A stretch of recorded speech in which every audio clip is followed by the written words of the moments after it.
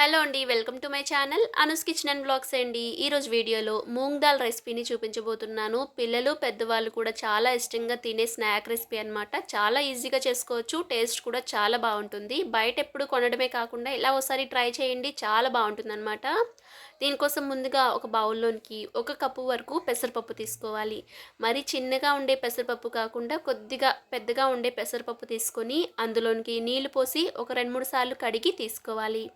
కడిగిన తర్వాత నీళ్ళు వంపేసి ఇప్పుడు ఇందులోనికి కొద్దిగా నీళ్లు పోసుకొని ఒక 2-3 గంటల పాటైనా కూడా నానపెట్టుకోవాలి.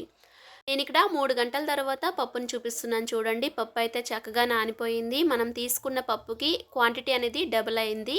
ఇప్పుడు మళ్ళీ ఆ నీళ్ళు వంపేసి ఇంకొకసారి కడిగిన తర్వాత ఇలా ఒక స్ట్రైనర్లోకి తీసుకొని పప్పుని వేసుకొని నీళ్ళు లేకుండా స్ట్రైన్ చేసుకోవాలి. నీళ్ళన్నీ కూడా ఈ విధంగా వడకట్టేసుకున్న తర్వాత ఇప్పుడు ఒక కాటన్ క్లాత్ పైన వీటిని వేసుకోవాలి. ఫ్యాన్ కింద ఒక 10 నిమిషాల పాటు లేదా ఒక 15 నిమిషాల పాటు అయినా కూడా ఆరబెట్టుకున్నామంటే కనుక మనకి తడి లేకుండా చాలా తొందరగా ఆరిపోతుందండి. మరీ డ్రైగా కాకుండా తడి లేకుండా ఇలా పొడి పొడిగా అయ్యేటట్టు ఆరబెట్టుకుంటే సరిపోతుంది. ఇలా ఆరిపోయిన తర్వాత ఇప్పుడు వీటన్నిటిని కూడా తీసుకుని ఒక గిన్నెలోకి వేసుకోవాలి. ఇప్పుడు ఈ పెసరపప్పుని మనం ఫ్రై చేసుకోవాలి. దీనికోసం ముందుగా డీప్ ఫ్రైకి సరిపడా ఆయిల్ పెట్టుకొని ఈ ఆయిల్లోనికి ఇలా ఒక స్ట్రైనర్ పెట్టుకోవాలి. నార్మల్గా కంటే కూడా ఇలా స్ట్రైనర్ పెట్టి వేయించుకోవడం వల్ల చాలా ఈజీగా అయిపోతుందండి. ఇలా ఆయిల్ అనేది బాగా హీట్ అయిన తర్వాత మాత్రమే పెసరపప్పుని కొద్ది కొద్దిగా వేసుకుంటూ ఇలా ఫ్రై చేసుకోవాలి. ఒకవేళ ఆయిల్ అనేది హీట్ అవ్వకుండా వేసామంటే కనుక పెసరపప్పు మొత్తాన్ని కూడా ఆయిల్ అనేది పీల్చేస్తుంది. కాబట్టి ఆయిల్ హీట్ అయిన తర్వాత ఈ విధంగా బాగా క్రిస్పీగా అయ్యే వరకు కూడా ఫ్రై చేసుకుని ఇప్పుడు ఒక టిష్యూ ఉన్న పేపర్లోనికి వేసుకోవాలి. ఇలాగే మనం తీసుకున్న పప్పు అంతటిని కూడా కొద్ది కొద్దిగా వేసుకుంటూ మీడియం ఫ్లేమ్లో పెట్టుకుంటూ బాగా క్రిస్పీగా అయ్యే వరకు ఇలా కలుపుకుంటూ ఫ్రై చేసుకోవాలి. మనకి ఫ్రై అయిపోయిన తర్వాత ఎలా తెలియాలంటే నూరుగా కూడా తగ్గిపోతుంది. అలాగే క్రిస్పీగా సౌండ్ కూడా వస్తాయండి.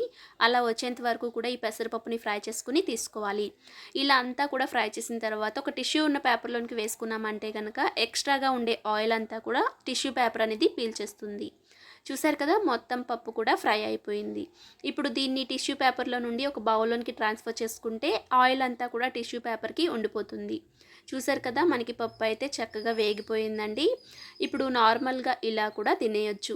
కానీ మనకి ప్యాకెట్లో దొరికే టేస్ట్ రావాలంటే ఇలా కొద్దిగా సాల్ట్ని ఒక చిటికెడు కారాన్ని కూడా వేసి బాగా మిక్స్ చేసుకున్నామంటే అచ్చం బయట కొన్నట్టే ఉంటుందండి. టేస్ట్ అయితే అస్సలు మారదనమాట. చాలా చాలా బాగుంటుంది. పిల్లలు అయితే చాలా ఎంజాయ్ చేస్తూ తింటారు. వీటిని బాక్స్లో వేసి స్టోర్ కూడా చేసుకోవచ్చండి. చాలా రోజుల వరకు కూడా నిల్వ ఉంటాయి. మీరు కూడా ట్రై చేయండి. ట్రై చేశాక మీకు ఎలా కుదిరిందో కామెంట్ సెక్షన్లో కామెంట్ చేయండి. నా వీడియో మీకు నచ్చితే లైక్ చేయండి. మీ ఫ్రెండ్స్కి రిలేటివ్స్కి షేర్ చేయండి. అలాగే సబ్స్క్రైబ్ చేసుకోవడం అసలు మర్చిపోకండి. Thanks for watching. Bye.